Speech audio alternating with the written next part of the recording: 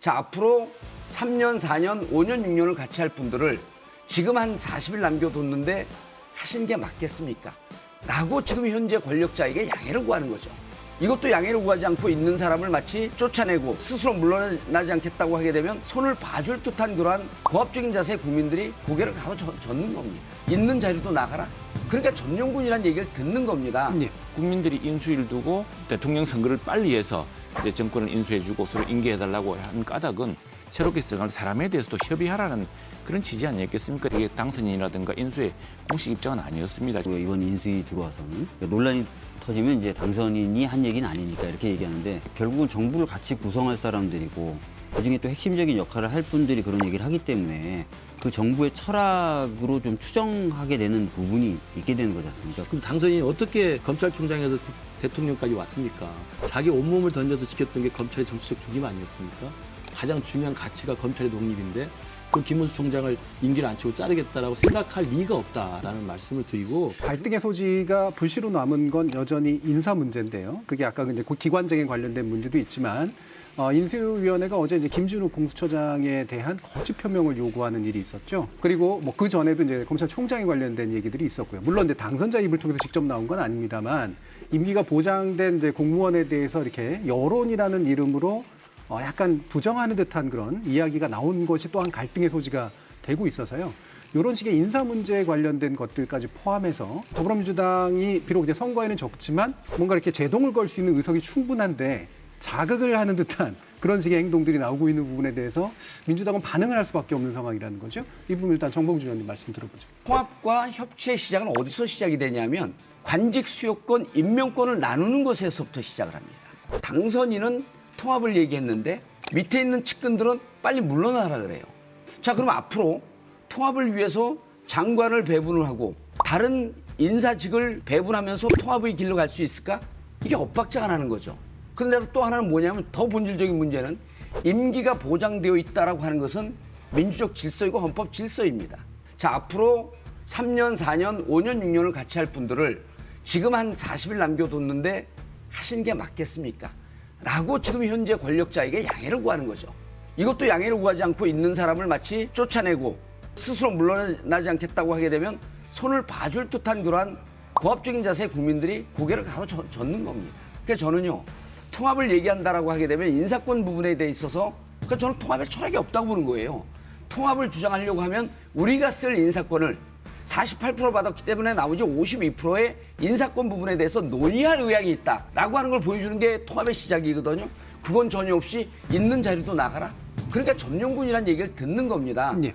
사실은 뭐 공수처장이나 검찰총장에 대해서 누가 그런 개인 의견을 표명했다 하더라도 그만두게 할 방법이 없습니다. 그건 보장된 그 임기가 있는 것이고 그래서 사실 그 부분의 본질이 아니었습니다. 본질이 아니었고 핵심 뭐였냐면은 지금 새로 임명하는 자리들 있지 않습니까? 특히 감사위원 같은 경우는 굉장히 중요하거든요.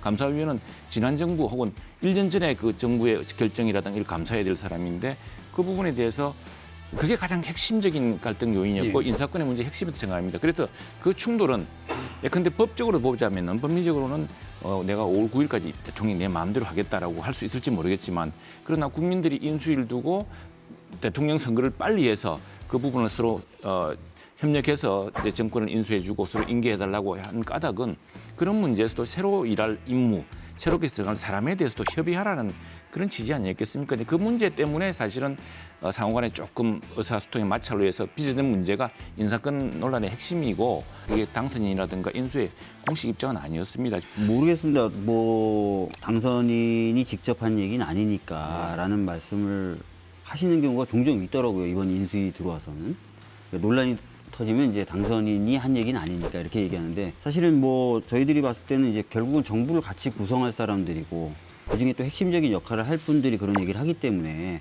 그 정부의 철학으로 좀 추정하게 되는 부분이 있게 되는 거지 않습니까? 그래서 저희들이 계속 그런 발언에 대해서조차도 문제 제기를 하게 된다는 점을 좀 이해해 주셨으면 좋겠고요. 제가 이제 김호수 총장 임기 보장 문제에 대해서 다른 사안에 비해서 좀 더 심각하게 생각하는 이유는 당선인이 가장 자신 있게 또 가장 자주 또 가장 명확하게 이야기했던 것 중에 하나가 선거 기간에요. 수사기관, 특히 검찰의 독립성이었어요. 그걸 자기는 확실하게 보장해 주겠다. 그럼 인사권도 독립해서 주고 뭐 이렇게 해서 각종 여러 가지 제도를 통해서 독립시키겠다고 하면서 정작 총장의 임기는 보장하지 않겠다.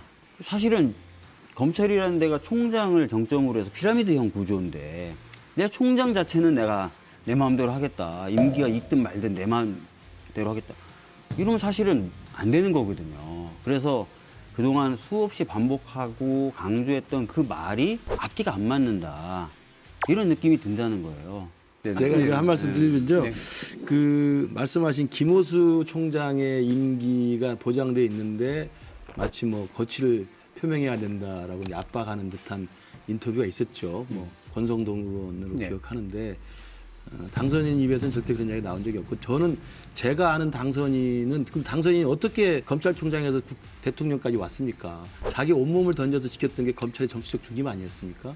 그걸로 사실은 정치인의 자산을 만들어 왔던 분이기 때문에 그걸 뒤집어 엎고 자기 스스로 정치적으로 성장했던 가장 중요한 가치가 검찰의 독립인데 그걸 김문수 총장을 임기를 안 치고 자르겠다라고 생각할 리가 없다라는 말씀을 드리고 그때 권성동 의원의 워딩 정확히 보면요. 앞부분에는 지금이라도 김호수 총장이 엄정하고 중립적으로 검찰총장 임무를 잘하기를 바라고 그러나 그것이 안 된다고 한다면 스스로 거취를 표명하는 것도 방법이다. 이런 맥락이었습니다. 그러니까 물론 그것도 부적절한 표현이에요. 그러나 전후 맥락은 그런 말씀을 드리고요. 그러니까 저는 전혀 걱정하지 않으셔도 된다고 생각이 들고요.